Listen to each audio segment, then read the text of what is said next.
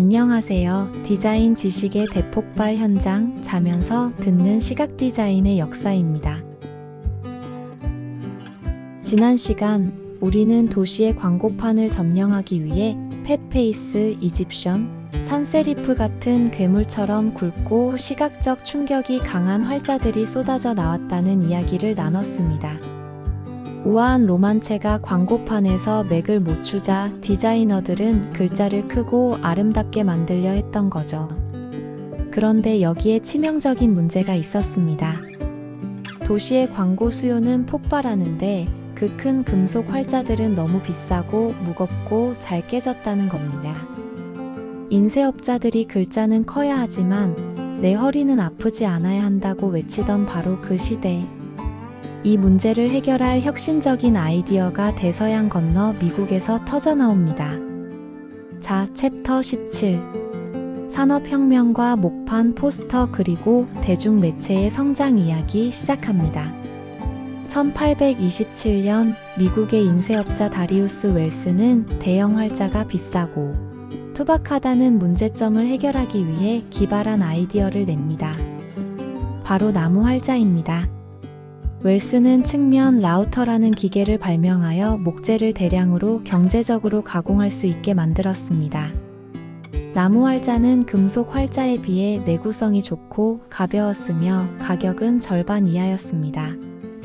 이 획기적인 발명 덕분에 인쇄업자들은 갑자기 거대하고 대담한 포스터를 저렴하게 제작할 수 있게 되었죠.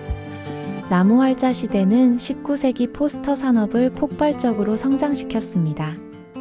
서커스단, 유랑극단, 그리고 새롭게 등장한 철도. 회사 같은 클라이언트들이 도시의 벽을 뒤덮을 광고를 쏟아내기 시작했죠. 1834년에는 윌리엄 리브너스가 판토그래프를 라우터와 결합하여 새로운 활자 도안을 쉽고 빠르게 대량 생산할 수 있게 했습니다. 고객이 원하는 디자인의 글자 하나만 그려보내면 활자 제작소에서 전체 폰트를 만들어줄 정도였습니다. 활자는 대량 생산의 길을 열었지만 구텐베르크 시대부터 내려온 인쇄기 자체는 여전히 느린 수작업에서 크게 벗어나지 못했습니다. 보도니와 바스커빌이 사용하던 인쇄기는 구텐베르크가 3세기 전에 사용하던 기계와 놀랍도록 비슷했죠. 첫 번째 변화는 1800년에 찰스 스테노프 경이 주철로 만든 인쇄기를 만들면서 발생합니다. 이 금속 프레스는 수동으로 인쇄할 때 필요한 힘을 10분의 1로 줄여주고 시트 크기도 2배로 늘렸습니다. 하지만 진짜 혁명은 독일 인쇄업자 프리드리히 퀘니히가 1810년 증기 동력 인쇄기를 개발하면서 시작됩니다. 스테노프 수동 인쇄기가 시간당 250장 정도를 찍어낼 때 퀘니히의 기계는 시간당 400장을 인쇄했습니다. 이후 퀘니히는 스톱 실린더 증기 동력 인쇄기를 개발해 속도를 더욱 높였고 1814년에는 존 월터 2세가 소유한 런던의 타임즈 신문에 이 기계를 몰래 설치했습니다. 1814년 11월 29일 월터는 인쇄소 직원들에게 타임즈가 이미 증기로 인쇄되었다고 선언했습니다. 당시 노동자들이 기계가 일자리를 뺏을까봐 태업을 두려워했기 때문에 이 기계는 극비리에 설치되었죠. 이로써 타임즈는 시간당 1100부를 인쇄할 수 있게 되었고 신문 인쇄의 속도는 하늘로 치솟았으며 가격은 크게 떨어졌습니다. 아무리 인쇄기가 빨라져도 종이 공급이 부족하면 소용이 없겠죠? 아시아에서 전파된 재지술은 이제 유럽에서 꽃을 피웠습니다.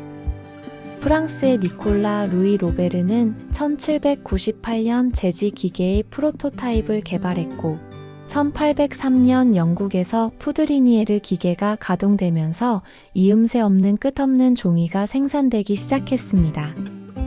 이 기계 덕분에 종이는 저렴하고 풍부한 인쇄 기판이 되었죠. 활자, 종이, 인쇄기가 모두 기계화되었지만 여전히 병목 현상이 있었습니다. 바로 활자 조판이었습니다. 증기 인쇄기가 시간당 25,000부를 인쇄할 수 있을 때도 글자를 하나하나 손으로 배열하는 작업은 여전히 느리고 비용이 많이 들었습니다. 1886년 마침내 독일 이민자 오트마르 메르겐탈러가 라이노타이프 기계를 완성합니다. 그는 키보드를 누르면 작은 황동 모형이 내려와 한 줄의 활자를 형성하고 여기에 녹인 금속을 부어 활자를 주조하는 방식으로 혁명을 일으켰습니다. 이 기계 한 대가 숙련된 조판공 7, 8명의 작업을 처리할 수 있었죠. 뉴욕 트리뷴의 편집자였던 휘틀로우 레이드는 이 기계를 보고 오트마르 해냈군. 한 줄의 활자 라고 외쳤고 이 기계는 그 이름 라이노타이프를 얻게 됩니다. 라이노타이프의 등장 이후 신문 가격은 급락하고 페이지 수는 늘었으며 발행 부수는 폭증했습니다. 책 출판도 활발해지면서 소설, 전기, 기술 서적 등이 대량으로 쏟아져 나왔습니다. 1887년에는 톨버트 랜스턴이 모노타이프 기계를 발명하여 개별 활자를 주조할 수 있게 되었는데 이로써 기계 식자 기술은 더욱 완벽해졌습니다. 지식의 대중화는 이렇게 가속화되었습니다. 인류는 이제 손으로 베껴 쓰던 비싼 양피지 대신 증기기관이 돌리는 기계로 인쇄된 저렴하고 풍부한 종이 위에 기계가 조판한 활자를 읽게 된 것입니다. 하지만 이 시대의 인쇄물은 여전히 그림을 넣는데 어려움을 겪고 있었습니다. 목판화는 시간이 오래 걸렸고 사진은 인쇄 기술이 아직 미비했기 때문입니다. 산업혁명과 목판, 포스터 그리고 대중매체의 성장에서 우리는 활자와 인쇄의 대량 복제 기술이 완성되는 과정을 지켜봤습니다. 이제 남은 마지막 퍼즐 조각은 이미지입니다. 복잡한 사파를 일일이 손으로 깎을 필요 없이 마치 마법처럼 빛을 이용해 이미지를 기록하고 복제하는 방법은 없을까요? 다음 시간에는 바로 이 질문에 대한 인류의 답을 찾아 떠납니다. 프랑스의 니엡스와 다게르 같은 빛의 연금술사들이 어떻게 사진이라는 혁명적인 시각 커뮤니케이션 도구를 발명했는지, 그리고 이 발명이 그래픽 디자인의 역사를 어떻게 뒤바꿔 놓았는지 그 놀라운 이야기들을 파헤쳐 보겠습니다. 다음 챕터 사진술의 발명과 시각 커뮤니케이션 편에서 만나요. 시청해주셔서 감사합니다. 좋아요, 댓글, 구독 부탁드립니다. 좋은 밤 되세요.